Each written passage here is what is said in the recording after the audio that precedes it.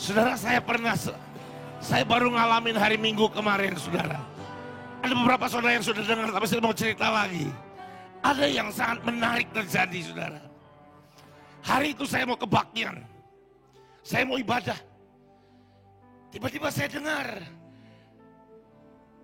satu ekor anjing saya ternak anjing, saya bisnis anjing, saudara, melahirkan. Tapi keluar, dioperasi, keluar, anjingnya gak bernafas, saudara. Sudah biru semua badannya. Dari biru lama-lama jadi putih pucat. Dan dokter nyatakan sudah mati. Sudah mati, saudara. Saya mau berangkat ke gereja, saya telepon, saya bilang ke asisten saya, taruh speaker, saya mau doa buat anjingnya. Saudara, anjing doang loh, saudara. Hanya seekor anjing. Saya doa, saya bilang, di dalam nama Tuhan Yesus, aku hembuskan kehidupan saat ini. Sebelum saya mati, saya bilang gini, minta tolong asisten dokternya, pijitin aja jantungnya 5 menit. Kalau 5 menit gak hidup, buang, sudah mati berarti. Saya matiin, saudara. Acara ibadah belum mulai, saya dapat kabar. Tiba-tiba anjingnya menangis. Dan yang putih pucat jadi merah. Anda bisa bayangin, anjing aja Tuhan kasih kebangkitan. Apalagi Anda. Anjing dikasih kebangkitan, apalagi masa lalumu. Anjing aja dikasih kebangkitan, apalagi yang gagal, yang dahulu pernah gagal dalam hidupmu. Masakan Tuhan tidak bisa bangkitkan, Dia mau bangkitkan buat engkau. Amin, saudara. Yang membelah laut yang terluka, barangkali yang mustahil pun terjadi, karena kuasa-Mu yang pegang hidupku, yang buka jalan bagiku.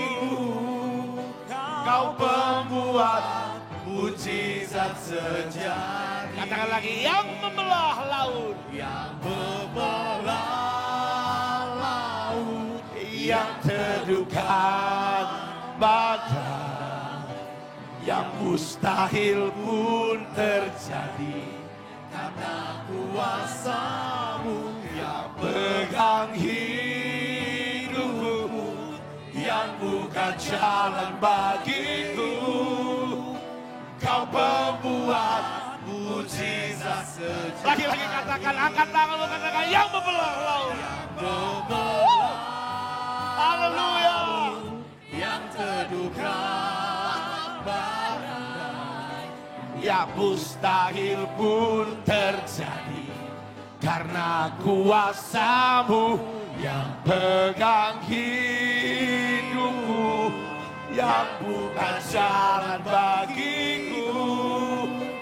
Kau pembuat mujizat sejati. Kau pembuat mujizat. Kau pembuat mujizat sejati. Haleluya. Kau pembuat mujizat sejati. Mari kasih tepuk tangan yang meriah buat Tuhan kita. Haleluya.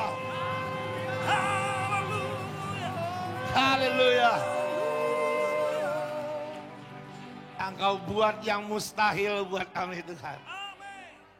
Terima kasih, Tuhan. Yang kami gak bisa lakukan, Engkau lakukan. Terima kasih, Tuhan. Nyatakan firman-Mu. Sampaikan isi hatimu. Semua yang bukan dari Tuhan dibatalkan di tempat ini di dalam nama Tuhan Yesus. Hanya dari hatimu saja. Dalam nama Tuhan Yesus, semua yang percaya katakan amin. Silakan duduk, saudara. Mau tahu nama anjingnya? Miracle. Tadi siang baru saya daftarkan akta lahirnya. Karena saya ini pendeta, mengembalakan gereja namanya Big Miracle. Nama anjingnya saya tambahin depannya. Big Miracle. Jadi fix anjingnya nggak akan saya jual kecuali Tuhan suruh kasih ke orang. Kalau berani beli, Wani Piro. Saudara-saudara, terakhir saya khotbah 2 bulan yang lalu, bukan bulan lalu, 2 bulan yang lalu. Saya bicara tentang masalah kita harus mengembang. Betul saudara, ingat saudara khotbahnya? Oke. Saudara-saudara, setiap kita punya sebuah kewajiban, sebuah perintah. Sebab engkau harus apa saudara? Mengembang. Jadi katakan nyanyian lagu, sebab engkau akan mengembang. Bukan engkau akan. Itu bukan janji Tuhan. Tapi itu sebuah perintah Tuhan bahwa engkau harus mengembang. Buka Alkitab saudara Yohanes pasal yang ke-15 ayat yang ke-8.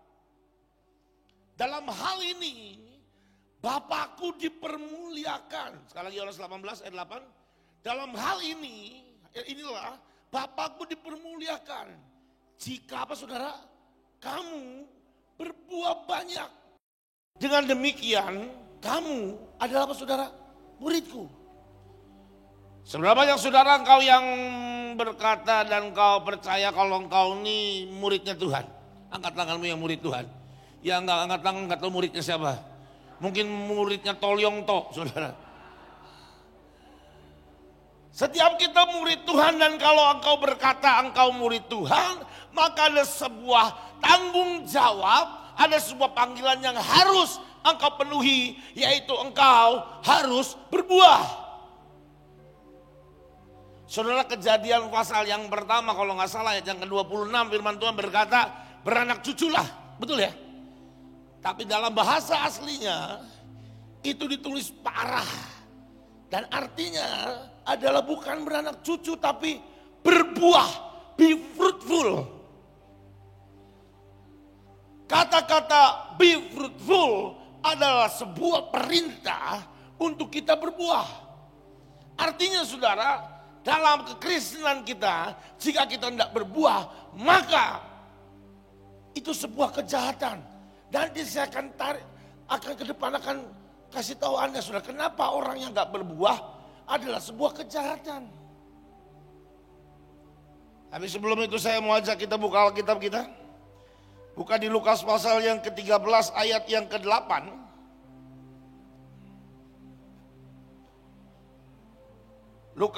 Ayat yang ke-6. Lukas 13 ayat yang ke-6. Hari ini keluar kebaktian ada yang mengukur badan saya. Mau bikinin baju. Saya tahu kenapa dia bikinin baju. Tahu gak kenapa saudara? Karena kayaknya bosan lihat saya pakai bajunya itu-itu aja. Memang saya punya bajunya ini dia aja. Kemejanya cuma ini dia aja saudara. Kenapa yang saya emang gak suka belanja beli baju? Kenapa saya ngomong itu? Balik ke Alkitab. Lukas 13 ayat yang ke-6. Perumpamaan tentang pohon ara yang tidak berbuah. Lalu Yesus mengatakan perumpamaan ini. Seorang mempunyai pohon ara yang tumbuh di kebun anggurnya. Dan ia datang untuk mencari buah pada pohon itu. Tetapi ia tidak menemukannya. Lalu ia berkata kepada pengurus kebun anggur itu, sudah 3 tahun aku datang mencari buah pada pohon ara ini. Dan aku tidak menemukannya. Tebanglah pohon ini. Untuk apa ia hidup di tanah ini dengan percuma? Jawab orang itu, Tuhan biarkanlah dia tumbuh di tahun ini, tumbuh tahun ini lagi. Aku akan mencangkul tanah sekelilingnya dan memberi pupuk kepadanya. Mungkin tahun depan ia berbuah. Jika tidak, tebanglah dia.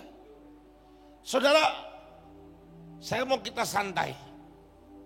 Saya mau tanya, ada yang aneh nggak dari pembacaan Alkitab tadi saudara? Yang sudah tahu pernah dengar saya sharing, diam. Ada yang aneh nggak saudara? Kalau Anda baca, coba diulang lagi dari awal. Dari ayat yang ke-6. Buka ayat yang ke-6 lagi. 1, 2, 3, 6. Tuh kan. Lalu Yesus mengatakan perumpamaan ini, seorang mempunyai pohon ara yang tumbuh di kebun anggurnya dan ia datang untuk mencari buah di pohon itu, tetapi ia tidak menemukannya. Ada yang aneh nggak dari sini aja udah cukup lah. Apa? Apa? Pohon ara tumbuh di kebun anggur. Iya kan? Tapi anehnya yang jadi fokus dari cerita ini bukan pohon anggur, kebunnya bukan kebun ara, tapi kebun anggur. Tapi yang jadi fokus ara. Dan sudah 3 tahun dikatakan yang punyanya kebun anggur ini datang 3 tahun bolak-balik tidak ada buah. Untuk catatan buat saudara, saya sudah riset saudara, pohon ara itu berbuah 1 tahun. Harus dalam usia 1 tahun dia harus sudah menghasilkan buahnya. Tapi ini 3 tahun tidak menghasilkan buah. Paham saudara? Pertanyaannya kenapa? Kemarin kan kita bicara tentang sebab kamu harus mengembang. Oke, sama. Sebab kamu harus berbuah. Pertanyaan berikutnya adalah bagaimana caranya berbuah? Atau kenapa dia tidak berbuah? 2 pertanyaan. Bagaimana caranya dia berbuah dan kenapa dia enggak berbuah? Dalam hidup kita sama. Kenapa hidup kita tidak berbuah? Dan bagaimana caranya kita harus berbuah? Saudara, saya cari literaturnya. Saya cari kenapa alasannya pohon ara ada di kebun anggur. Itu dulu yang pertama. Yang pertama sekali saudara, yang saya cari adalah yang paling aneh. Yang paling aneh, kenapa pohon ara ada di kebun anggur? Dan kenapa dia jadi fokus? Bukan anggurnya, tapi pohon aranya. Saudara, kenapa pohon ara bertumbuh di kebun anggur? Alasan yang pertama gampang. Ternyata setelah diteliti dan selidiki, kebutuhan nutrisi pohon ara dan pohon anggur itu sama. Sama. Kebutuhan, sekali lagi saudara ya, kebutuhan nutrisi pohon anggur dan pohon ara itu sama, butuhnya sama. Tetapi jumlah yang dibutuhkan pohon ara lebih butuh sedikit. Nangkep gak saudara? Ada yang belum paham angkat tangan? Paham semua? Pohon anggur butuh nutrisi lebih banyak butuh nutrisi dibanding pohon ara. Saya balik. Pohon ara tidak butuh nutrisi sebanyak pohon anggur. Tetapi mereka butuh hal yang sama. Walau sekali di tanah di mana kebun anggur itu ada, berarti nutrisinya berlimpah untuk pohon ara, betul nggak? Loh, anggur butuh nutrisi lebih banyak daripada pohon ara. Anggurnya tidak dikatakan tidak berbuah.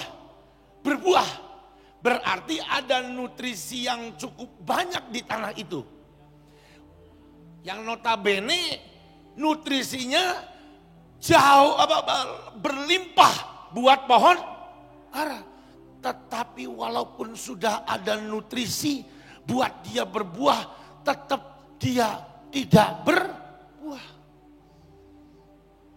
Hati-hati saudara, dalam kehidupan kekristenan kita. Saya sangat percaya satu hal. Apa yang kita butuhkan, apa yang kita perlukan dalam hidup kita, Tuhan sudah beri. Tapi apakah kita berbuah atau enggak, itu masalah. Ada banyak anak Tuhan yang Tuhan sudah beri apa yang kau perlukan, tetapi kita tetap tidak berbuah. Buat saya saudara, saya ingat ada seorang yang bernama Nick Vujicic. Ingat? Tahu saudara? Ada yang nggak tahu? Nick Vujicic nggak punya kaki, nggak punya tangan. Tapi dia berbuah. Dia jadi berkat. Dia memberi motivasi kepada mungkin jutaan orang. Tapi pertanyaannya, Anda dan saya, kaki tangan cukup, bukan cukup, emang ada. Iya kan? Semua berfungsi dengan normal. Mata melihat dengan jelas, telinga mendengar dengan jelas, kaki tangan ada. Tapi pertanyaannya, apakah Anda berbuah? Saya miskin, tapi Anda mesti punya kaki dan tangan dan mata dan pikiran, dan Anda nggak gila dan nggak pikun. Ya nggak? Artinya apa? Cukup buat Anda berbuah. Tapi seringkali kita justru nggak berbuah. Lalu kita salahkan Tuhan. Engkau sih Tuhan membiarkan aku lahir dari keluarga miskin. Udah bapakku miskin, ibuku miskin, nenekku miskin, kakekku miskin, nenek moyangku miskin, nenek monyongku miskin. Semuanya miskin, aku miskin. Saudara bisa tahu, itu hanya excuse.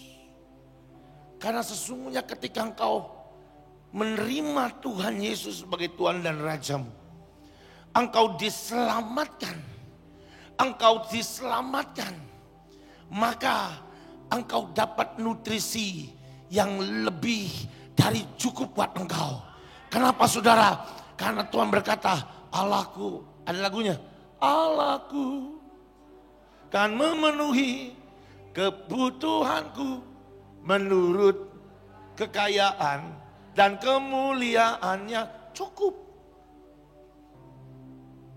Tapi masalahnya kita seringkali menganggap nggak cukup. Karena kita selalu melihat ke atas. Wah, enaknya orang ini. Wah, enak ya orang itu. Wah, enak ya dia. Tapi engkau nggak pernah melihat pada dalam dirimu. Sebenarnya selalu setiap orang ada potensi dalam hidupmu. Lo minimal Anda bisa ngomong. Betul gak saudara? Saya pernah cerita. Ada satu anak ngomong sama saya. Ya kan kalau enak, kalau kamu enak ngomong-ngomong Kojo. Kojo kamu kan punya uang. Kamu kan punya uang, udah gitu kamu dengar suara Tuhan. Ya kamu bisa berkembang. Sorry saudara. Maaf ya. Uang itu tidak jaminan buat kita bisa berbuah dan berkembang. Iya, gak jaminan. Tahu saudara, setiap kita pada dasarnya punya satu talenta. Minimal. Semua kita ada 1, 2, dan 5. Dan setiap kita, saya nggak tahu Anda punyanya berapa, tapi minimal pasti adalah satu talenta. Talenta yang paling dasar, paling pertama, Anda punya mulut dan bisa bicara. Gimana ya, saya nggak bicara buat orang yang berkebutuhan khusus ya. Mereka pasti punya talenta di bidang yang lain daripada bicara, betul nggak? Saya bicara sama Anda di sini. Setiap Anda yang di sini, Bu, yang streaming, Anda punya satu talenta, minimal ada satu talenta, ngomong. Setelah bicara apa? Ya gunakan bicara. Kenalan, minimal langkah berikutnya punya teman, berkawan. Bangun jaringan, ya kan? Anda tahu saudara, bisnis itu bisa sukses kalau kita punya jaringan. Pada waktu saya mulai bisnis apa? Makanan saudara. Yang ada di kepala saya bukan anak-anak AOC. Kalau saya mikir, saya mulai bisnis, kan enak. Nanti kan saya tawarin ke anak-anak AOC, ke orang-orang AOC. Nanti bisa laku, dapat uang. Kalau cuma jualannya di kalangan anak-anak AOC, Lah. Oh, Bapak kan dulu Elisanya Pak Daniel. Orang Baktera banyak. Sorry, maaf ya. Kalau cuman itu, saya rasa terlalu kerdil. Saya harus promosi, bangun jaringan sebanyak-banyaknya di media sosial. Saya tahu ya saudara, saya bisnis kuliner daging bakar itu, pembelinya dari kalangan AOC dan Bahtera ada, tapi sangat sedikit. Tidak lebih dari 5% dari semua penjualan saya. Oh ada. Tapi enggak lebih dari 5%. Tapi orang luar yang banyak. Kenapa? Kalau kita bangunlah jaringan seluas mungkin. Punya mulut dipakai untuk ngomong. Setelah ngomong apa? Belajar ngomong. Belajar bicara, gimana berbicara sama orang. Saya berkali-kali anjurkan beberapa orang. Ini loh ada beberapa buku, baca. Bagaimana bicara dengan orang dan engkau bisa menguasai pembicaraannya. Setelah itu apa? Baca, belajar, punya mata kan? Baca. Jadi gak ada alasan untuk kita gak berkembang. Gak ada saudara. Yang ada adalah excuse. Lalu akhirnya kita gak berkembang. Oh, Anda dan saya setidaknya punya nutrisi yang sama, satu talenta dan bisa engkau gunakan untuk kau berbuah. Tapi masalahnya tidak berbuah. Pohon ara ini tidak berbuah. Lalu pertanyaannya berikutnya saudara. Kenapa pohon ara ini tidak berbuah? Saya lanjut pelajari. Saya lanjut cari literatur. Saya lanjut mendadak. Dalam beberapa hari saya dengan cepat mencari. Makanya kan punya handphone punya handphone itu kan dipakai smartphone itu dipakai saudara untuk belajar. Jangan baca WA, lihat Instagram terus. Baca, belajar, banyak yang bisa kita gunakan. Saya cari saudara tentang tumbuh-tumbuhan. Dan ternyata ada pohon yang gak bisa berbuah ketika dia kelebihan akan nutrisi. Overnutrisi itu menyebabkan pohonnya tidak berbuah. Mati kemungkinan. Ini gak mati, gak berbuah. Pohon ara ketika dia dapat nutrisi terlalu banyak, maka dia gak berbuah saudara. Gak berbuah. Saudara sudah diberi banyak hal dalam Tuhan. Jaminan berkat, nubuat, segala macam pengurapan. Kalau Anda tidak gunakan itu, maka engkau jadi golongan tanaman atau pohon ara yang nutrisinya terlalu banyak. Dan itu sebabnya engkau tidak berbuah. Lalu pertanyaan berikutnya, Pak, jadi gimana? Bagaimana caranya berbuah? Saya ulangin, pohon aranya ada di mana? Kebun anggur. Tahu nggak saudara, caranya pohon anggur itu bertumbuh? Ada yang pernah tahu?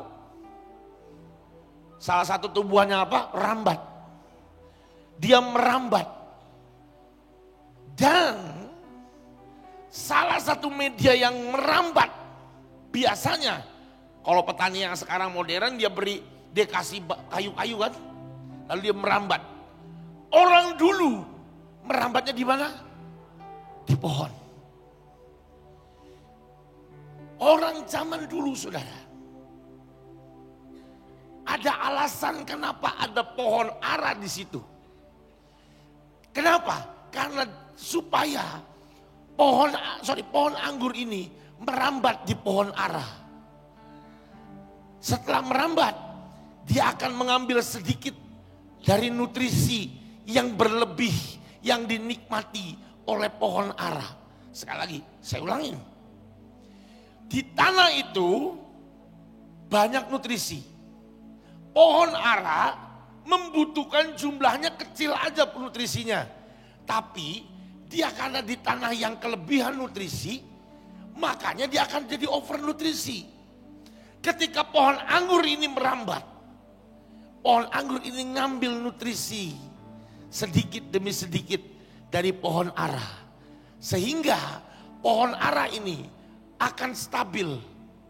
Nutrisi yang berlebih diambil ke pohon anggur, pohon anggurnya berbuah, pohon aranya berbuah. Apa artinya saudara? Bagaimana supaya pohon ara berbuah? Bisakah hidupmu jadi berkat buat banyak orang? Bisakah hidupmu tidak sekedar ngambil berkat Tuhan? Bisakah hidupmu tidak sekedar menerima,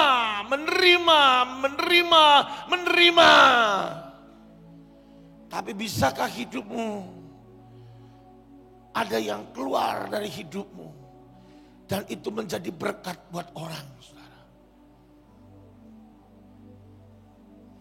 Saya diajari Tuhan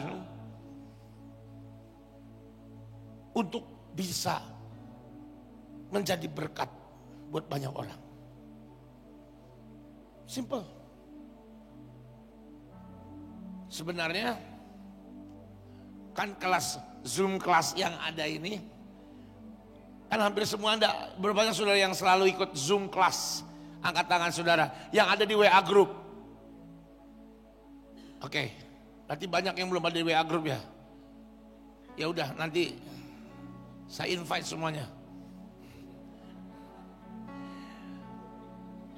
Ketika ada waktu Pak Daniel masih hidup, saudara, kan kita kan kena pandemi, lalu nggak bisa ibadah kan, lalu muncul ide saya bikin Zoom.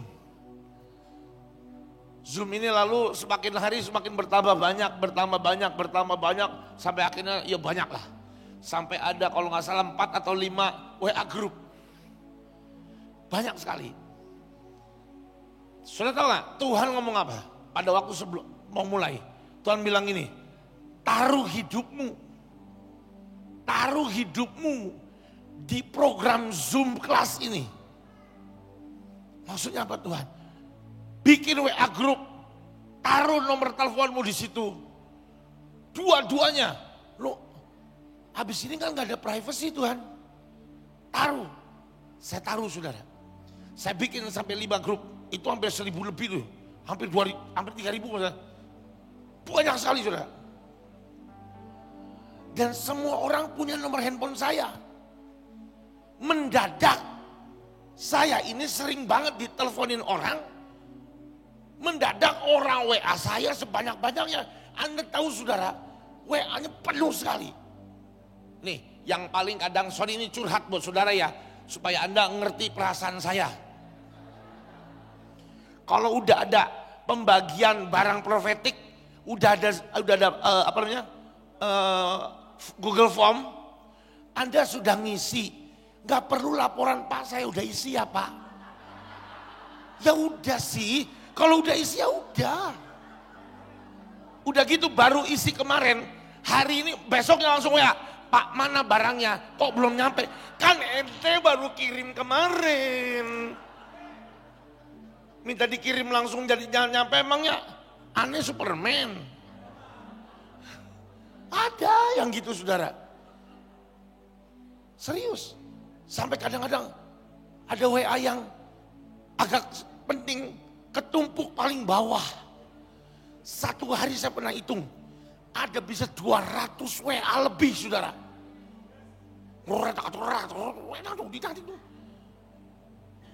Beneran. Ada lagi pertanyaan, ada orang telepon. Pak, ya boleh saya minta waktu untuk telepon, untuk bicara Pak? Ya silakan. Sampai akhirnya Saya sudah tidak lagi terima telepon. Jadi kalau mau telepon tolong WA aja, nggak usah telepon. Orang telepon saya nanya, Pak, saya mau konseling. Ya boleh. Pak, saya sudah menikah. Anak saya sudah 2. Ya terus, tapi saya merasa istri saya bukan jodoh saya. Telat. Udah punya anak 2 baru ngaku bukan jodoh saya. Udah gitu, ya terus gimana Pak? Saya ketemu perempuan Pak di kantor saya. Roh Kudus berkata itu jodohnya.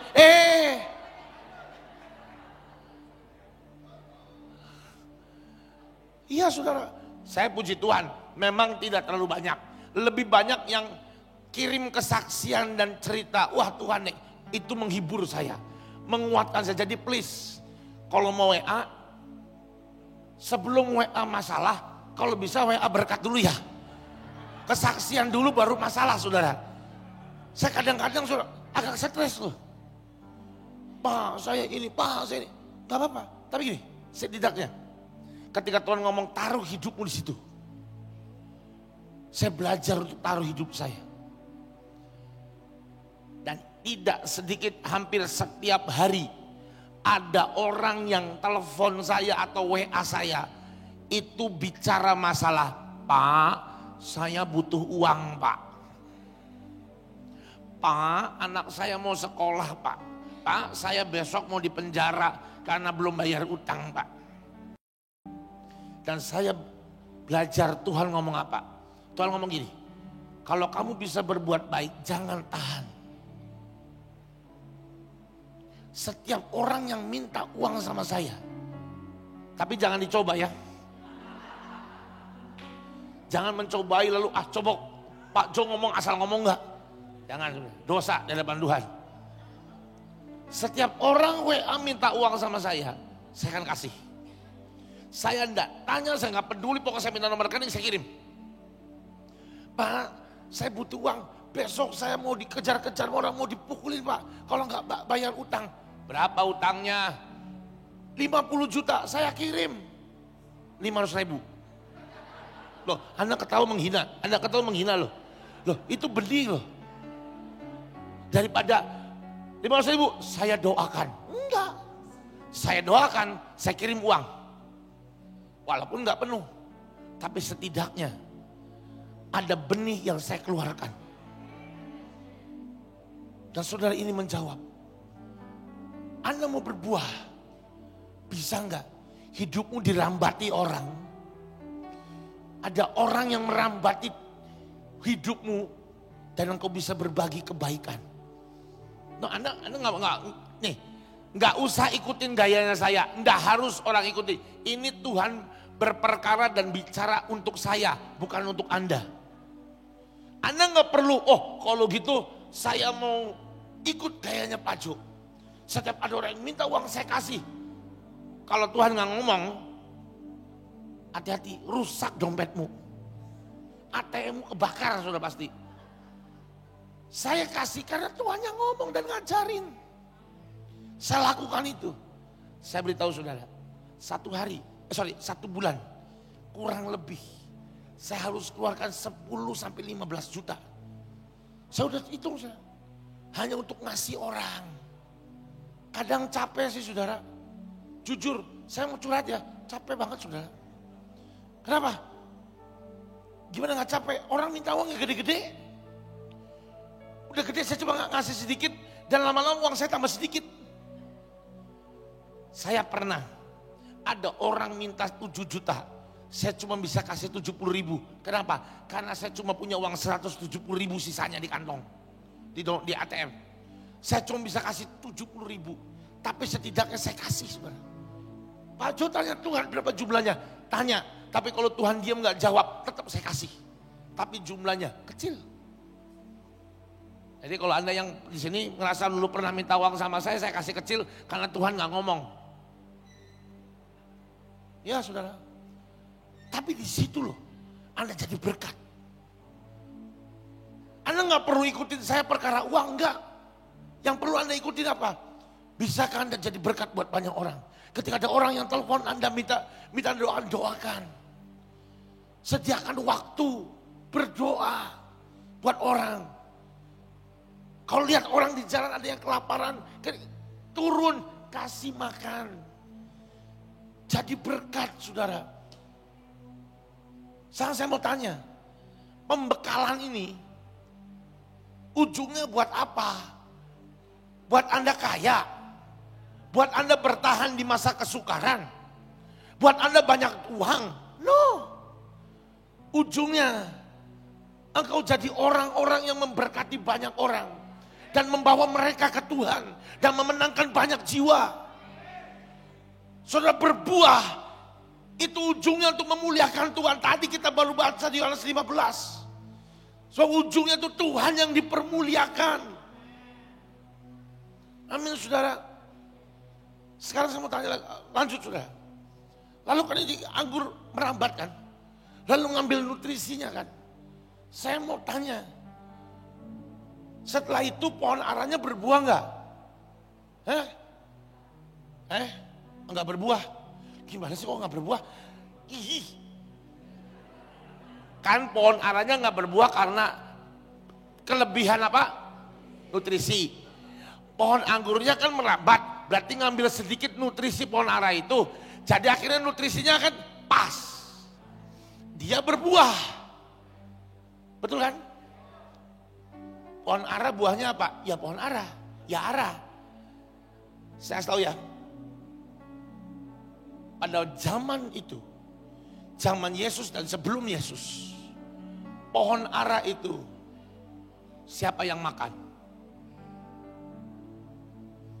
Siapa yang buah pohon ara itu siapa yang makan? Tahu gak siapa? Tuhan Yesus, betul. Tapi mari nanti kita bicarain lapak bumi dulu, saudara ya. Injak bumi dulu. Pohon ara itu adalah konsumsi untuk orang-orang miskin. Anda boleh baca, Anda boleh searching secara di Google atau dimanapun, ChatGPT, silakan. Anda akan menemukan sebuah fakta. Buah pohon ara itu dimakan oleh orang miskin. Apa artinya? Bisakah Anda jadi berkat buat orang yang lebih miskin dari Anda? Bisakah engkau jadi berkat dan memenangkan banyak orang-orang di jalanan yang miskin? Iya, saudara. Saya berangkat dari pelayanan di AOC. Divisi saya waktu itu adalah divisi anak raja. Apa itu anak raja? Saya bersama dengan teman-teman, beberapa teman, kita menamakan divisi kita namanya Light of Hope. Singkatan dari Loh. Saya setiap hari dari hari Senin, Senin, kadang-kadang Senin juga, ya Senin juga, Senin, Selasa, Rabu, Kamis, Jumat. Ini ada Siska, namanya ini Siska. Siska pernah sama saya. Dia sama-sama satu divisi sama saya. Ingat Siska? Ya malam dari Senin sampai Jumat kita di pinggir jalan, kita naik motor di pinggir jalan. Kadang kita duduk bareng-bareng buka nasi bungkus makan bareng. Kita kasih makan ke orang-orang miskin. Lalu gak lama kita undang mereka untuk datang ke ibadah. Tahu saudara kalau ibadah sama mereka gak ada lagu kayak tadi, semua dangdutan. Semua lagu didangdutin, bukan lagu dangdut pakai dangdut. Dan Anda tahu saudara, ibadah anak raja itu, waduh, baunya minta ampun saudara. Ibadah pembukaan peresmian ibadah anak raja pertama, itu ngambil momen supaya ada alasan untuk mengumpulin mereka. Ulang tahun saya, dikumpulin. Udah gitu, altar call. Dan saya yang altar call. Saya pelukin satu-satu saudara. Itu dipeluk, saya kan tinggi besar. Mereka kan ada di bawah saya kan badan segini. Kalau dipeluk itu rambutnya itu di sini sudah. Saya mau ngomong jujur, ketika saya peluk mata saya kebuka, saya melihat kutu berjalan. Ada seperti kebun binatang. Dan ketika nangis itu kepalanya di sini. Nangis lagi.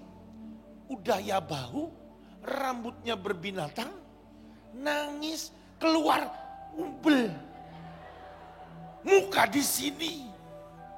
Buka baju, nyampe rumah. Untung rumah saya dekat.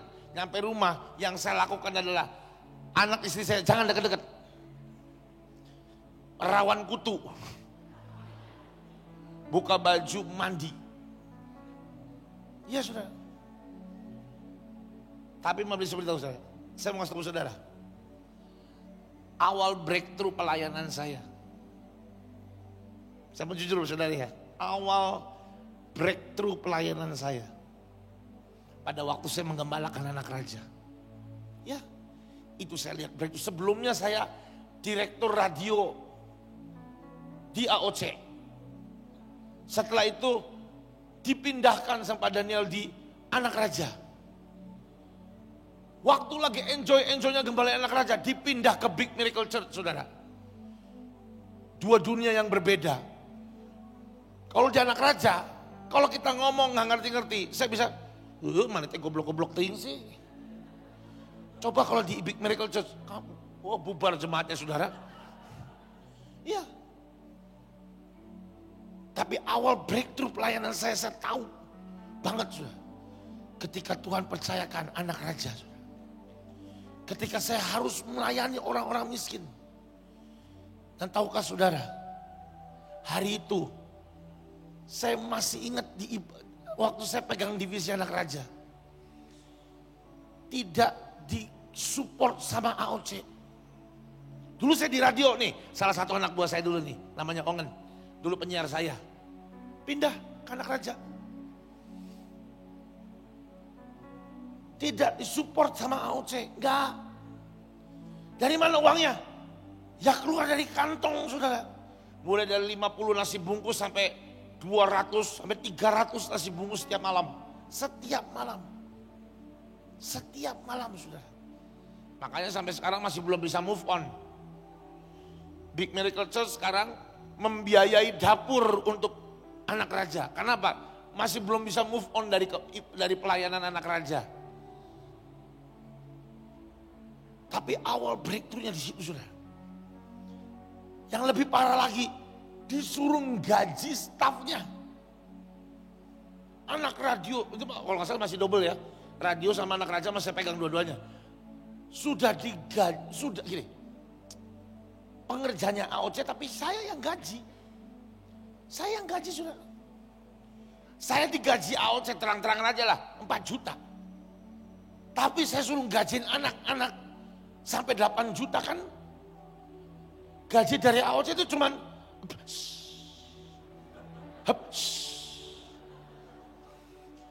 iya.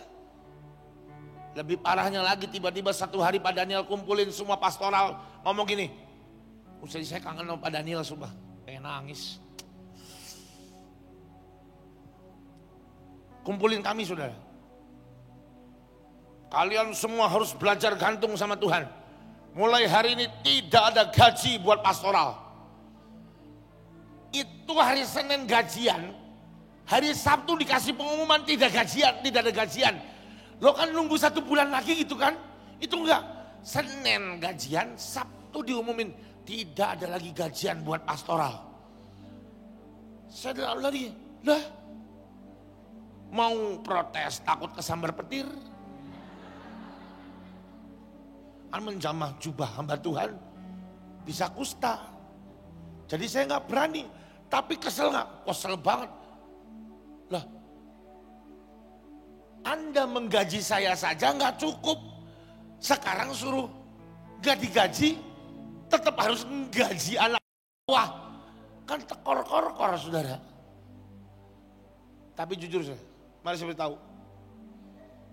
Semua beban itu. Hari ini kalau ada Pak Daniel tiba-tiba muncul di sini, saya bilang thank you. Sudah berhentiin gaji saya. Kenapa? Karena saya tahu titik terobosannya di situ. Ketika merelakan hidup ini jadi berkat buat orang. Saya gaji, sudah yang gaji karyawannya, terus saya udah lagi harus bayar nasi bungkusnya. Anda bisa bayangin sudah. Tapi jujur sekali lagi, titik terobosan pelayanan saya. Ketika saya harus biayain orang-orang ini, saudara. Di situ saya lihat Tuhan buka jalan. Dan dia bawa naik saya. Bawa naik saya. Bawa naik saya. Kalau hari itu Pak Daniel tidak memutus gaji pastoral. Mungkin hari ini saya tetap di posisi yang sama. Tapi hari itu diputus dan saya jadi punya beban yang sangat banyak, saudara. Iya, saudara. Ketika Tuhan bawa naik lagi lebih tinggi. Tetap Tuhan ngomong, ayo nak, jadi pohon ara. Yang buahnya dimakan sama orang-orang miskin. Orang-orang yang membutuhkan. Saya mengucap syukur. Pada waktu Tuhan percayakan Project Musubur NTT, saudara. Sudah ada teman-teman, saudara-saudara, Anda semua yang ikut di Zoom class meeting itu, saudara. Oh iya. Dan mari saya beritahu saudara, saya mau kasih pengumuman buat saudara. Kita sudah di titik 92.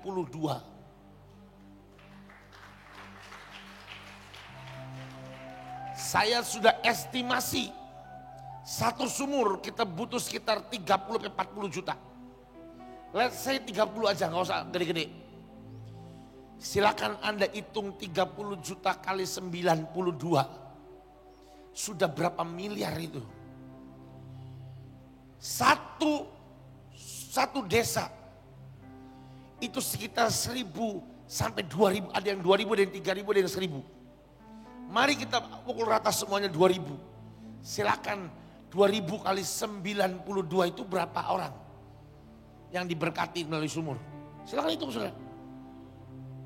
Dan kita punya 5 mesin bor. Satu mesin bor 200 juta. Berarti sudah 1 miliar di mesin bor sendiri. Itu baru mesinnya, belum mata bornya. Kalau kita hitung dengan hitungan sekuler di NTT, satu lubang itu harus ada sekitar 90 juta untuk satu lubang. Jadi valuasi yang benar adalah 90 juta kali 92 titik.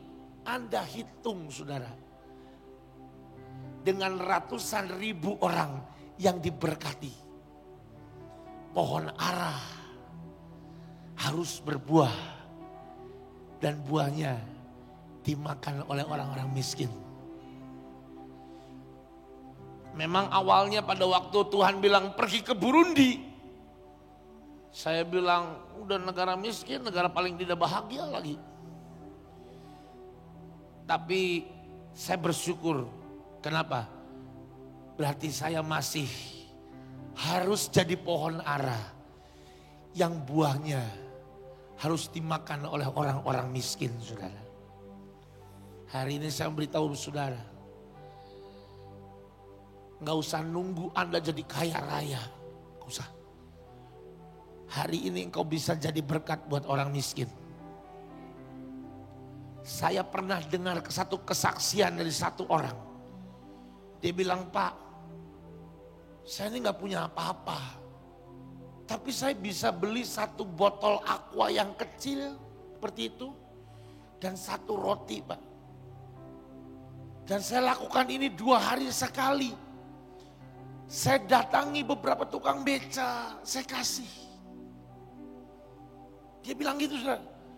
Saya tanya, Bu, semakin apakah sesusah itu kamu hidupmu itu cuma bisa beli satu aqua? Pak, saya ini pembantu yang cuci pakaian di rumah orang kaya. Saya nggak bisa apa-apa lagi cuma itu. Tapi Tuhan gerakkan saya untuk setiap hari, kadang 2 hari sekali, kadang sehari, setiap hari beli satu botol dengan satu roti. Dan dia kasih ke tukang beca di satu titik yang sama. Dan itu terus, saudara. Gak ada orang lain, cuma itu aja. Dikasih terus menerus. Dia cerita, Setelah 2 bulan saya kasih Pak. Akhirnya kita sering ngobrol. Saya kenalkan Tuhan. Apa yang terjadi? Tukang beca ini satu hari di tempat pangkalannya sedang duduk lemes pucat saudara. Ibu ini datang, Pak boleh nggak saya doain? Boleh, didoain. Lalu terakhir setelah doa, Pak terima Yesus. Gak usah pindah, cuma terima Yesus aja. Mau nggak Pak? Yesus bisa tolong Bapak, mau. Pada waktu di doa ajak terima Yesus, tukang beca ini saudara, dia nangis. Ditanya Pak kenapa nangis? Saya ngerasa badan saya tadinya menggigil tapi sekarang hangat.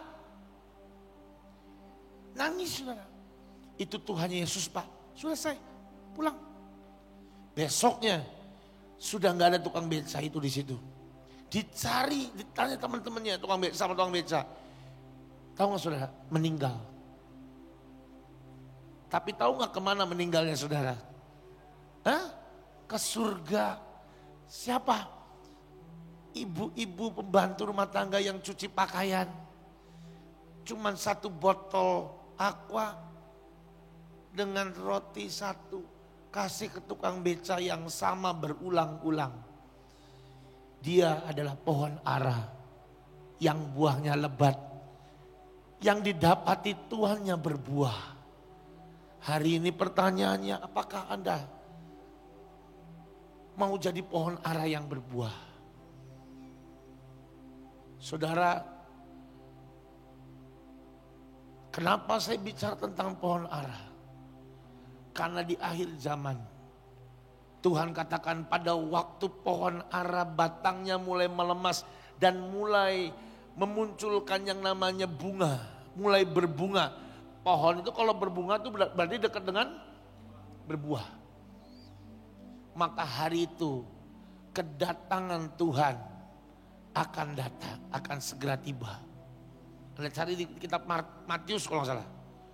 Ketika pohon ara mulai berbunga. Berbunga artinya apa? Sebentar lagi berbuah. Maka kedatangan Tuhan akan tiba. Tahu saudara, kedatangan Tuhan telah tiba, kenapa disimbolkan dengan, digambarkan dengan pohon ara yang berbunga, yang berarti sebentar lagi berbuah.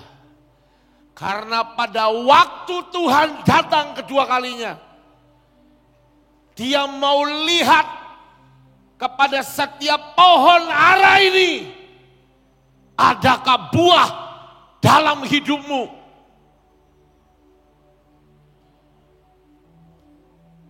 Saudara, siang tadi ketika Tuhan bicara ini, saya nggak tahu.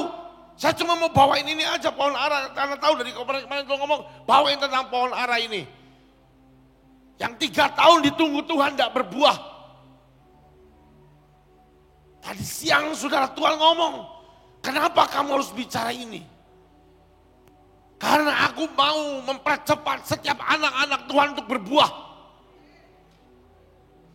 Karena sebentar lagi Tuhan datang. 90% saya beri yakinkan saudara. 90% dari sekarang yang mendengar firman Tuhan ini. Engkau adalah generasi akan melihat Tuhan datang di awal-awal.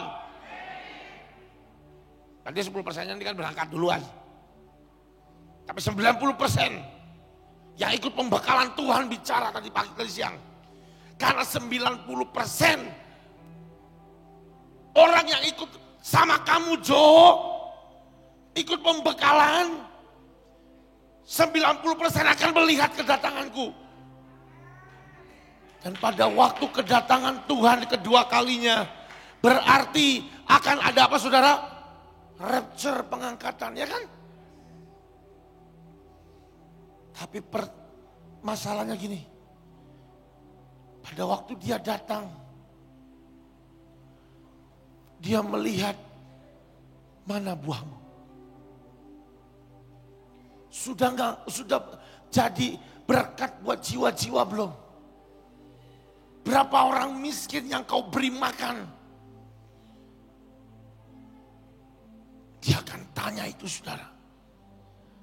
Kalau tiba-tiba ketika Dia datang nanti di awan-awan, dan melihat ada satu orang, kamu belum berbuah, aku campakkan ke neraka. Tapi tiba-tiba ada satu orang, nanti akan ada orang yang berkata, jangan, beri waktu 1 tahun lagi. Artinya apa saudara? Ada pengangkatan, ada yang diangkat, berarti ada yang ditinggal. Dikasih waktu 1 tahun lagi. Dikasih waktu 1 tahun lagi. Kalau enggak berbuah 1 tahun itu dicampakkan. Saudara, di akhir zaman ini, bukan dari zaman, di waktu-waktu menjelang Maranatha kedatangan Tuhan ini, mari berlomba-lomba berbuah. Saudara, memang buah itu bukan perkara jiwa-jiwa aja. Bisnismu berkembang itu berbuah, tapi buahnya untuk apa? Buahnya pohon ara. Buah ara untuk orang. Kalau engkau diberkati, bukan untuk engkau semakin menikmati uangmu. Tapi semakin engkau diberkati, semakin engkau menjadi berkat. Semakin banyak orang yang diberkati. Saya berdoa saudara, setiap kita hari ini, mulai hari ini, engkau akan diberkati Tuhan. Mari saya beritahu Tuhan tadi siang bicara apa. Nah, kamu kan kemarin ngomong semua akan diurapi lagi, sama. Siang dong Pak, kamu salah, tidak sama. Loh kenapa Tuhan tidak sama? Karena hari ini pengurapannya beda. Apa bedanya Tuhan? Hari ini pengurapannya adalah mengutus anak-anakku untuk menghasilkan buah dan memberi makan orang banyak, saudara. Tadi siang Tuhan ngomong, saudara. Hari ini ada pengurapan sekali lagi. Kamu ngomong kemarin sama, salah, enggak sama, beda. Hari ini pengurapannya secara khusus untuk engkau berbuah. Dan buahnya menjadi kenikmatan buat orang banyak. Saudara, kata pengurapan ada 2. Ada yang dioles, ada yang diurapi. Beda. Kalau oles biasanya kalau perjanjian baru Anda boleh selidiki di Alkitab. Yang oles itu untuk orang sakit. Tapi pengurapan itu dituang, ya dituang sih. Tapi kan kalau saya tuangin minyak berapa banyak ini? Jadi minimal, Anda kemarin yang diurapin sama saya kan tidak ada satu pun yang kepalanya sedikit, minyak punya sedikit, kan semuanya banyak. Kenapa? Karena pengurapan itu pengutusan. Kalau Anda baca di Alkitab hanya raja, imam, dan nabi yang diurapi. Itu sebabnya di tempat ini Tuhan ngomong gini, imam dan raja. Kenapa? Raja menghasilkan buah dalam bentuk materi.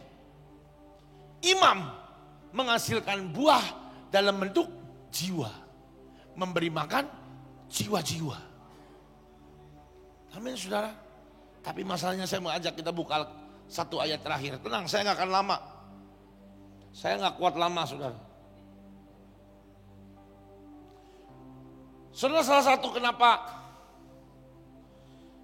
pohon ara ini harus berdampingan dengan anggur.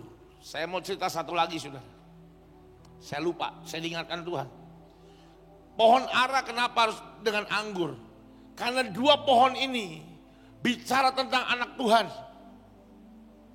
Sama-sama anak Tuhan dan sama-sama berbuah. Ada satu buahnya buah anggur kan? Satu buahnya buah ara. Semua dua-duanya berbuah. Tapi mereka saling membutuhkan. Mereka saling membutuhkan. Yang anggur butuh ngambil nutrisi dari ara. Memang dari tanah juga, tapi dia dari ara juga. Yang ara butuh untuk diambil nutrisinya oleh anggur. Mereka saling membutuhkan. Saya mau kasih tahu saudara, sesama kita harus saling jadi berkat. Sesama kita di sini loh, harus saling menguntungkan dan jadi berkat. Amin saudara. Saudara, saya dengan Chris, kami mulai pelayanan bareng itu ya di pembekalan. Sebelumnya ya hanya di Big Miracle Church sama di Zoom. Saudara, awalnya, jujur ini saya mau ngomong saudara ya, Chris itu kan di bawah saya sebenarnya. Usianya juga, senioritas juga saya lebih duluan. Dia awal-awal masuk AOC selalu ngomong, aku tuh gak bisa khotbah. Begitu dikasih khotbah, khotbahnya 2 jam, 3 jam. Sudah gitu awal-awal, ini mau tahu saudara ya, ini orangnya mumpung gak ada walaupun streaming, tapi kan gak ada orangnya, biarin saya gak takut. Saya tahu kok dia streaming, pasti di kolom komentar dia pasti komen nih. Chris diam gak usah komen. Awal-awal nih saudara, khotbah itu bisa 2 jam. Muter. Satu hari di Surabaya, dia khotbah muter. Jemaatnya pulang satu-satu saudara, muter. 1, 2, 3 muter, pulang lagi 2 orang, muter. Pada pulang saudara. Saya ngomong jujur apa adanya. Dulu awal-awal dia khotbah, aduh, jangan harap Anda mengerti. Jangan harap Anda mengerti, betah pun enggak saudara. Saya juga nih, ngomong apa sih ini orang? Saya sama ngomong ini, khotbahmu nih aku bisa khotbahkan 10 menit tok. Kamu kok sampai 3 jam? 2 jam? Iya saudara, 2 jam khotbah. Muter-muter. Setelah dia mulai dibawa Tuhan lebih lagi. Dibawa Tuhan untuk ngerti Tuhan lebih dalam lagi. Akhirnya dia puasa. Dia 2 puasa. Puasanya gak kayak Anda. Puasanya 40 hari, 40 malam. Tidak makan dan tidak makan. Kalau tidak makan, tidak minum kayaknya sudah bersama dengan Tuhan. 40 hari 40 malam. Sejak dia puasa. Saya saksi saudara. Saya dulu awal gak terlalu dekat sama dia. Sering bertengkar saudara. Karena dia dulu nyebelin banget saudara. Rasanya tuh tengil banget. Sorry Chris.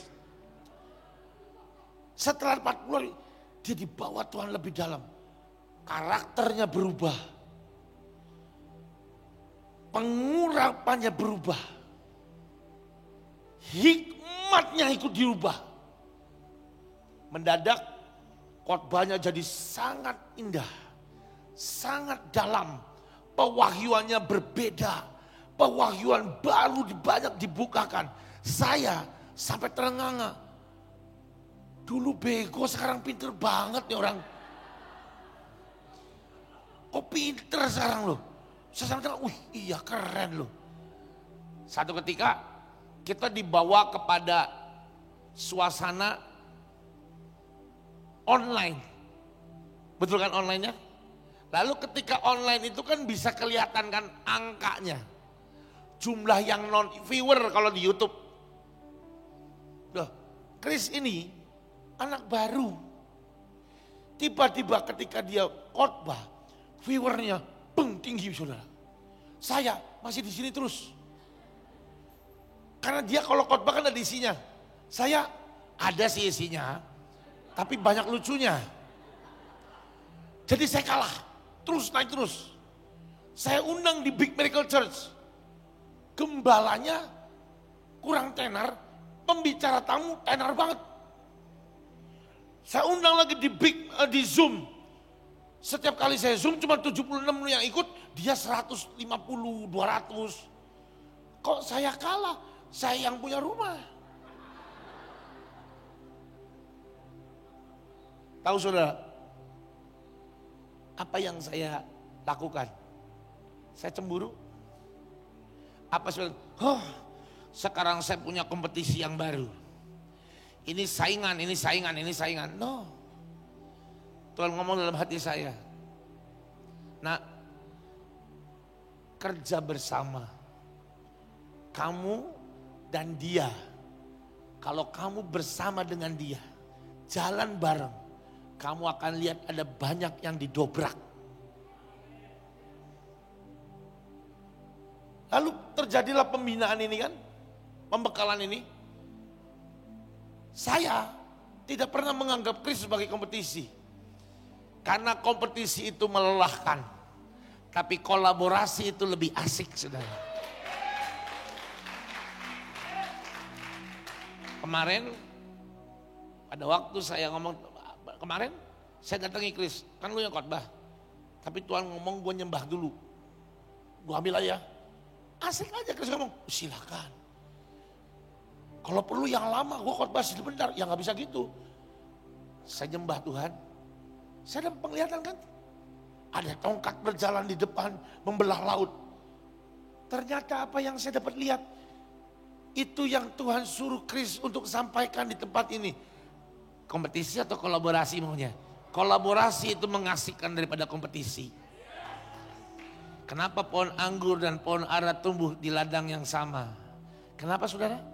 Karena Tuhan mau ada kolaborasi antara anggur dan ara. Hehehe. Dan apa yang terjadi? Kolaborasi akan menghasilkan ada banyak hal yang ilahi terjadi. Jadi, hentikan kompetisi sesama anak Tuhan. Hentikan kompetisi sama anak Tuhan. Ih, kok dia lebih diberkati? Nempel dong kalau dia lebih diberkati. Kolaborasi dong. Iya toh? Loh kalau saya, pikiran saya sempit. Saya marah sama Kris. Lu tuh lebih terkenal gara-gara gue panggil di Big Miracle Church sama di Zoom Class. Tapi kok sekarang setiap kali lu yang khotbah di YouTube, kok lebih banyak yang nonton. Lah aku, dia 2000, saya cuma 1000. Iya dong? Cemburu? Jangan. Kolaborasi. Istilahnya saudara, dia boleh lebih terkenal, saya manfaatin dia. Loh ya toh? Betul gak saudara? Lihat di Israel, yang pergi ke Israel, dia serius, saya bercanda. Kenapa? Supaya kata Daniel ngomong gini, supaya perjalanan Israelnya nginjek bumi, nyentuh langit saudara. Kenapa? Tertawanya ada, rohnya juga ada. Ngerti saudara? Kembali ke Alkitab. Saya mau tutup dengan ayat ini saudara. Lihat di Matius pasal yang ke-7. Ayat 19. Dan setiap pohon yang tidak menghasilkan buah yang baik, pasti ditebang dan dibuang ke dalam api. Artinya apa? Artinya, berarti ada pohon yang menghasilkan buah, betul nggak? Tapi buahnya nggak baik. Jadi, Tuhan tidak cuma melihat sekedar buah. Tapi Tuhan lebih lihat ke dalam, yaitu apa? Buahnya baik atau enggak? Iya toh? Lihat lanjut. Jadi dari buahnya lah kamu akan mengenal mereka. Dengar saudara, bukan setiap orang yang berseru kepadaku Tuhan, Tuhan akan masuk dalam kerajaan surga. Melainkan dia yang melakukan kehendak Bapakku yang di surga. Pada hari terakhir banyak orang akan berseru kepadaku, Tuhan, Tuhan, bukankah kami berbuat demi namamu, mengusir demi namamu, mengadakan mujizat demi namamu juga. Pada waktu itulah aku akan berterus terang kepada mereka dan berkata, aku tidak pernah mengenal kau, hanya. Saya mau tahu saudara, ini bicara tentang sesama anak, sama aja orang Kristen. Berbuah. Tapi buahnya didapati Tuhan. Tidak suka Tuhan akan buahnya. Siapa yang menilai? Tuhan nanti ujungnya. Iya saudara. Yang lebih parahnya lagi kalau Anda baca. Bukan orang yang Bapak berseru, Tuhan, Tuhan. Bukan itu. Sekarang saya mau tanya, mereka mengadakan mujizat apa? Demi namaku. Apalagi tadi? Apalagi tadi? Lihat. Mengusir setan. Demi namaku. Mengusir setannya berhasil nggak kira-kira? Berhasil. Mujizatnya terjadi nggak? Terjadi.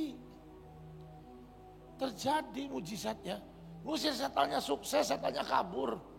Semua dipakai apa? Demi nama Tuhan. Jadi ini siapa kira-kira saudara?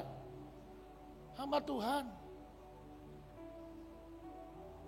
Hamba Tuhan, dan yang paling saya takutkan, saya takut kalau saya ada di bilangan yang seperti ini.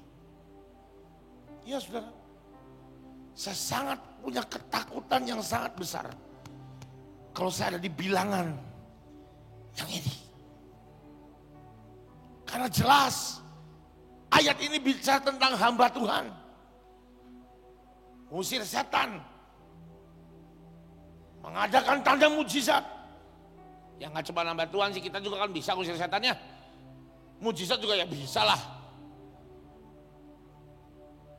Tapi perkaranya di mana? Salahnya di mana? Buahnya salah. Dia udah ngusir setan. Apa? Saya masih tahu ya. Karunia itu bahasa Inggrisnya apa? Gift. Gift itu berarti apa? Dikasih kan? Saya mau tanya. Kalau saya kasih barang ke Anda. Saya kasih nih. Misal saya kasih Anda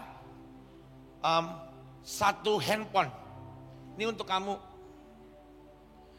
Wajar nggak kalau 3 bulan kemudian handphone yang kemarin gua kasih sini balikin? Wajar nggak saudara? Menurut Anda wajar nggak? Ini orang kan gendeng berarti kan, udah ngasih diminta balik, aneh kan? Walaupun itu pernah terjadi dalam hidup saya. Iya, ada orang ngasih mobil saya dalam waktu 2 minggu diminta balik saudara. Udah mobil yang lama sudah saya jual lagi. Iya. Jadi kalau orang sudah ngasih diminta balik itu wajar nggak? Enggak kan?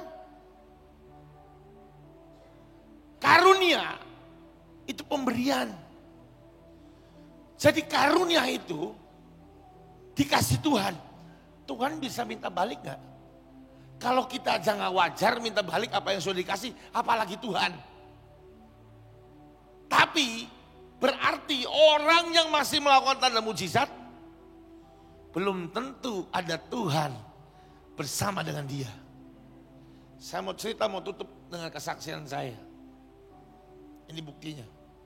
Satu hari, dulu saudara, saya ini pelayanan, mulai pelayanan full time.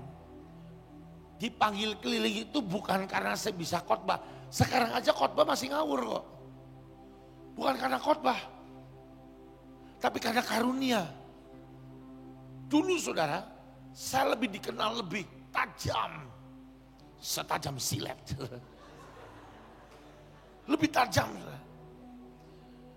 Penglihatan itu benar-benar tajam. Saya dibawa ke rumah orang. Bisa ngomong, ini rumah pasti suami istri bertengkar terus. Saya lihat di sini pernah terjadi kekerasan. Istrinya nangis, iya Pak saya pernah digamparin di sini Pak. Ya, ketahuan semua saudara. Kelihatan semua. Dibawa ke pabrik orang. Orangnya belum cerita. Saya lihat ada darah di situ. Pernah ada yang mati di situ. Iya, pernah ada orang mati karena setrum di mesin itu. Tajam lah. Saya diundang ke pabrik, ke mall, ke rumah-rumah orang-orang kaya. Untuk khotbah, iya, tapi khotbahnya cuma 10 menit. Dan gak jelas. Tapi orang panggil saya rame. Kenapa? Jo si pelihat. Keren kan? Ternyata dukun. Jo si pelihat. Tahu nggak yang mempromosikan saya? Almarhum Petrus Agung. Ibu Iin. Kenapa? Loh saya itu pernah diundang ke Holy Stadium saudara. belum jadi. Dipanggil khusus sama Pak Agung. Coba lihat. Oh ya, dan ini, oh ya benar. Semua penglihatan terbuka, saudara. Doa peperangan, beneran saya suruh di depan. Diserang, pokoknya dalam penglihatan itu ada ular lah, ada naga lah, ada segala macam. Saya itu sudah dalam alam roh itu saya dibanting-banting sama ular. Itu saya tuh, itu bener ngambang di ngambang. Deng, 3 detik baru jatuh. Bak, cek. Beneran itu orang lihat semua. Beneran itu orang lihat semua, saudara. Saya. Akhirnya kan, ya 2 hamba Tuhan besar ngomong ini loh. Ada orang, ada anak dapat karunia tajam. Jadi akhirnya saya terkenal. Nah, terkenal, dipanggil ke pabrik orang, pulang dari pelayanan pabrik dapat apa, saudara? Hepeng, duit. Iya, duit. Anda tahu, saudara, itu ada 2 jenis persembahan. Kalau tebalnya segini, agak lebih nggak terlalu lebar, panjang, berarti 100 ribuan. Kalau segini, mungkin sekitar 10-20 juta. Sampai tahu hafal, saudara, cara scan-nya. Tapi yang paling keren itu, tipis tidak berasa. Cek. Lama-lama saya enjoy. Apa aja sikat. Undangan, saya lihat siapa yang undang. Wah, kalau dari rumahnya bukan rumah elit nih. Nanti deh. Wah, rumah elit nih, dateng. Mata duitan. Saya dulu gitu, saudara. 1 titik. Hari itu ada acara Meet Jesus di lantai 2 di AOC. Tuhan bilang gini, kasih karuniamu ke orang ini. Saya kan mikirnya, beri, maka engkau akan diberi. Takaran yang dipadatkan, digoncang dan berlimpah. Kalau ini penglihatan aja menghasilkan begian banyak. Kalau aku beri ini, jangan-jangan aku akan berlari di atas air. Tambah terkenal, ya. Tapi ketika baru bangun Tuhan ngomong ini, setelah ini tidak usah kamu punya karunia apapun. Duduk lagi saya sudah. Tunggu dulu Tuhan. Kalau kau ambil, berarti aku nggak bisa apa-apa. Aku beri, aku nggak bisa apa-apa. Iya. Kalau aku nggak mau gimana Tuhan? Ya nggak apa-apa. Silakan. Kan itu udah aku kasih kamu. Pemberian tidak pernah diambil Tuhan. Tapi diberi, kita relakan. Lalu Tuhan ngomong gini, kalau kamu tidak mau kasih, kamu tidak beda dengan dukun. Apa bedanya sama dukun kan? Sama kan? Demi duit. Kalau kamu tidak beri, kamu tidak beda dengan dukun. Pertama. Yang kedua, namamu aku coret dari kitab kehidupan. Loh, berarti karunianya masih ada gak? Ada. Masuk surga gak? Enggak lah. Sama gak? Melakukan tanda mujizat apa demi namaku. Ya tak? Ya kan? Aku coret dari kitab kehidupan. Lah kan saya ngerti dan saya dengar suara Tuhan. Nah, kalau dicoret kan masuk neraka saudara. Ayo saya nggak mau. Jadi apa? Ya udah saya kasih. Saya dekati orangnya, saya tembang tangan, saya kasih. Lepaskan dalam nama Tuhan Yesus. Sejak itu tidak ada penglihatan. Kosong, blank. Blank. Orang undang saya kan bukan karena saya khotbah. Karena kesaktian mandraguna itu. Setelah saya khotbah, orang gak jelas.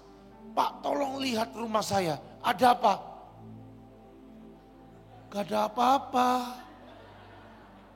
Diundang lagi, gak lihat apa-apa. Lama-lama gak ada yang undang saya. Hari itu saya udah full timer. Artinya apa? Penghasilan saya belum nggak punya bisnis seperti sekarang. Penghasilan saya itu dari orang undang khotbah kasih persembahan, jujur aja. Akhirnya saya kan sudah berhenti, nggak ada yang undang saya. 2 tahun saudara. Gak ada yang undang saya. Gak ada. Istilah gini. Orang payu udah laku. Iya. Akhirnya apa? Ya penghasilan hilang tuh. Uang sisa-sisa udah habis. Gak punya uang. Lalu gimana? Ya kere lah. Kerja gak bisa. Waktu itu kan masih kacau saya. Masih baby lah dalam pelayanan. Gak punya uang. Waduh sengsaranya. Bayar listrik gak bisa listrik. Aja PLN disegel saudara. Telepon. Kalau gak bayar itu kan ngomong gini. Selesaikan dulu tagihan Anda. Itu kan biasa saya yang denger kan. Sampai akhirnya ada orang telepon. Orangnya denger. Selesaikan dulu tagihan Anda. Sampai dipermalukan saya saudara. Gak punya uang, gak bisa makan. Waduh. Sampai kejadian tuh mobil dikasih diambil lagi saudara. Mobilnya sudah saya kasih orang lagi. Gak punya apa-apa. Wah kacau saudara. Sampai di satu titik saya bertobat. Tahu siapa yang tegur saya? Pak Yusak Cipto. Di titik saya udah gak punya uang, saya datang ke Pak Yusak. Kong, doain. Aku gak punya uang sama sekali. Loh kenapa? Aku cerita. Oh salahmu. Bukan dielus-elus. Kowe lu yo. Lagi belum jadi hamba Tuhan, mau jadi hamba Tuhan. Kamu datang. Tak nasihati. Jangan hidup dari persembahan. Malah kowe ngejar persembahan. Ngawur. Ayo saya pernah ngalamin ditoyor-toyor sama Bu In. Pernah sama Pak Yusak. Pernah Pak Daniel malah gak pernah. Toyor gitu saudara. Hamba Tuhan yang kedua tuh Bu In. Noyor saya ini. Perih banget hati saya saudara. Trauma. Sampai kalau ngelakuin kesalahan sama Bu In agak jarak-jarak. Yang penting tangannya gak nyampe aja gitu. Ya. Sudah saya bertobat. Hidup jangan dari persembahan. Dari Tuhan. Gantung sama Tuhan. Ya kong, doain. Aku ora gelem doain kowe. Aku gak mau doain kamu. Tunggu di sini. Oh, keren. Nggak doain tapi keren lah Pak Yusak itu. Dia masuk ke kamar. Dia ambil duit 2 gepok. 20 juta saudara. Dilempar ke kepala saya. Nyah, ono loh. Plok. Ditabok uang. Anda belum pernah digampar pakai uang, saya pernah. Sama hamba Tuhan. Hamba Tuhan besar saudara. Jadi saya punya pengalamannya. Anda belum punya, saya punya. Plok. Bertobat yo. Ono, ambil uangnya. Ya kong. Pulang. Saya bilang, aku gak sakit hati digaplok. Ya pakai uang gak sakit hati kan. Di tengah-tengah butuh uang digaplok uang gak sakit hati lah, santai. Dah. Tapi dari sejak itu saudara, ada yang berubah di hidup saya. Saya udah gak ngandelin lagi persembahan, udah ngarep Tuhan aja. Itu titik di mana saya mulai berubah. Karunia dibalikin gak Pak? Gak tahu kapan dibalikinnya, saya gak tahu momen. Kalau kapan dikembali lagi, gak tahu. Itu ngalir aja. Ngalir aja. Tiba-tiba ada penglihatan saya ngomong. Walaupun saudara, kejadian itu membuat saya trauma. Saya paling tidak suka dipanggil Pak Nabi. Saya marah sudah. Saya berkali-kali ngawur ngomong Pak Nabi. Saya cuma mau jadi hamba Tuhan.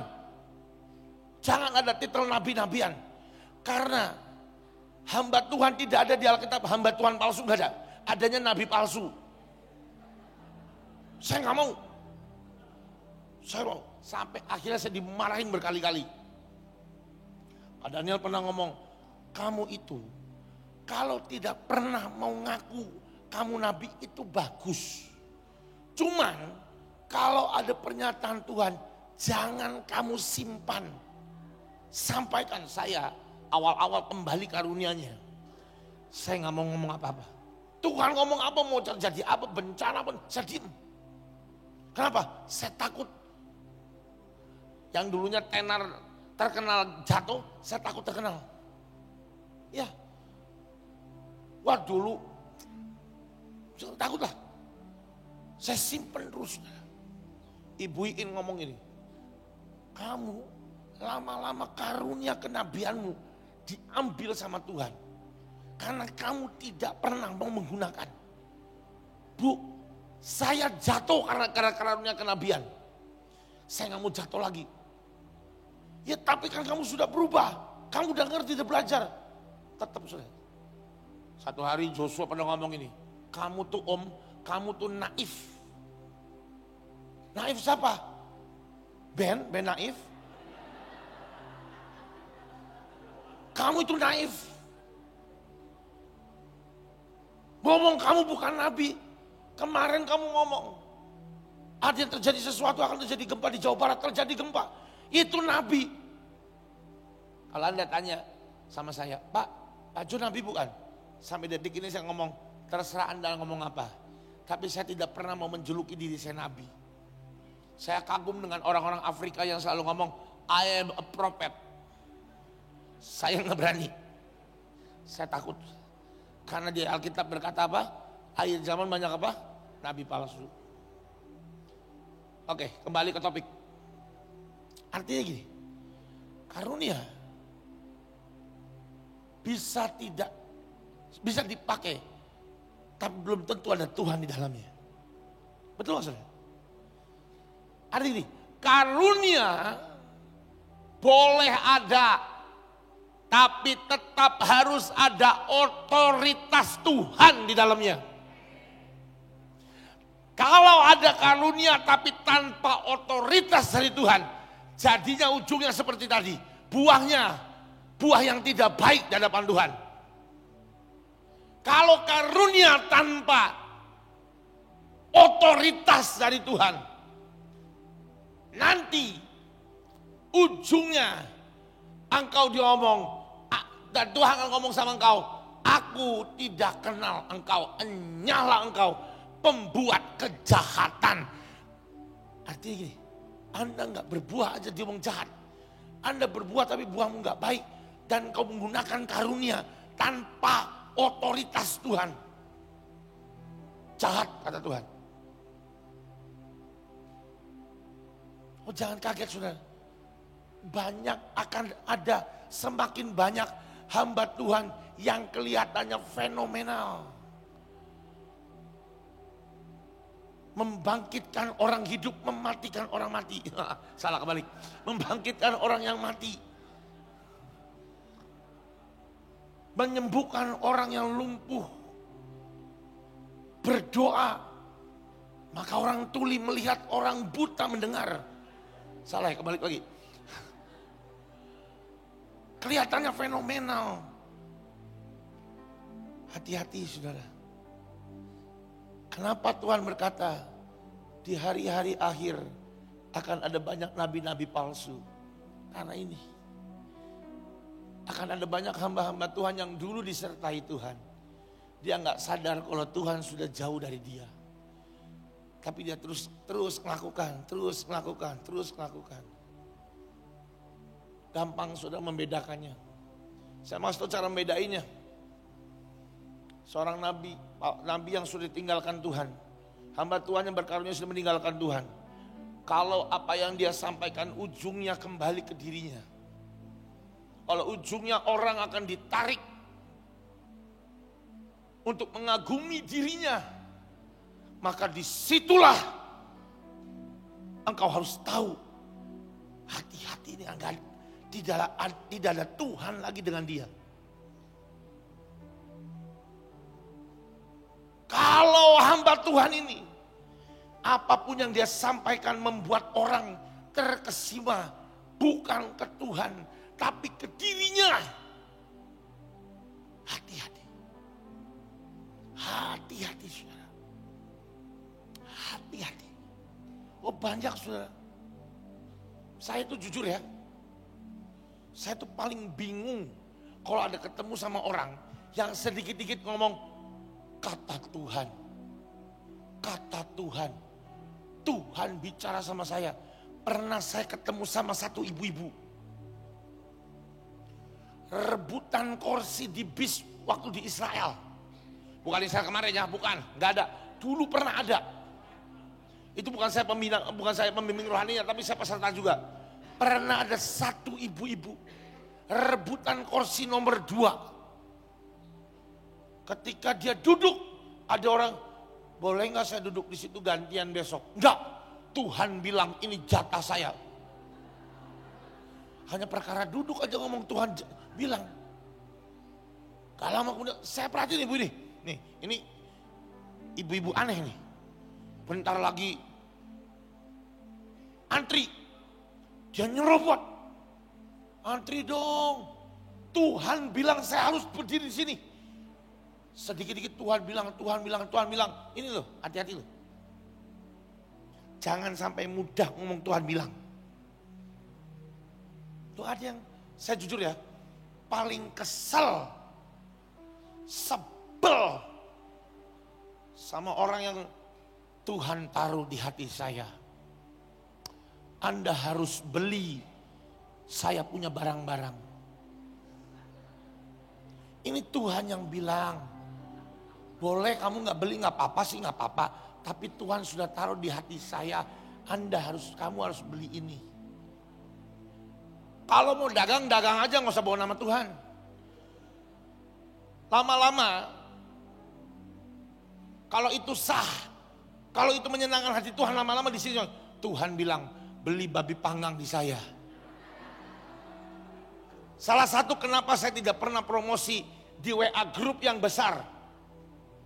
Karena apa saudara? Saya tidak mau menggunakan itu untuk keuntungan kantong saya. Lo jujur ya, kalau saya promosi di WA Group kayaknya banyak kalian ada yang mau beli. Kalau cuma khotbah begini kan sampai sekarang juga sedikit tuh yang beli. Ampuni aku Tuhan. Nggak usah beli. Please jangan beli, nggak apa-apa, nggak usah. Saya cuma ngasih perumpamaan lo ya, jangan ngomong saya sedang iklan lo ya, jangan.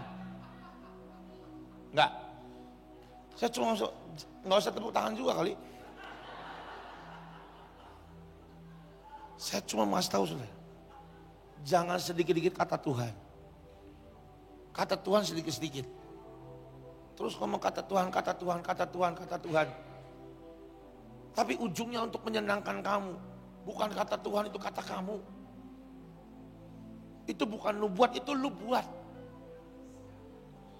Oke saudara, saya berdoa setiap kita berbuah. Amin saudara. Dan buahnya, saya ulang sekali lagi, dan buahnya buah ara. Siapa yang menikmati? Orang miskin. Anda harus jadi berkat buat orang yang membutuhkan.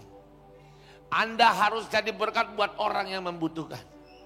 Dan biar buahmu adalah buah yang baik, yang Tuhan suka. Dan buah yang baik itu adalah buah yang tidak mementingkan dirinya. Ara mempersilakan anggur untuk nempel di badannya dan mengambil nutrisi dari dalam dirinya. Justru karena itu dia bisa berbuah. Kenapa? Karena kita sharing, kita berbagi, kita jadi berkat buat orang banyak. Amin saudara. Dan ketika kita jadi berkat, maka kita akan berbuah. Amin. Hari ini saya berdoa, Anda berbuah. Mari lihat kanan kiri bilang ini, mari kita berbuah.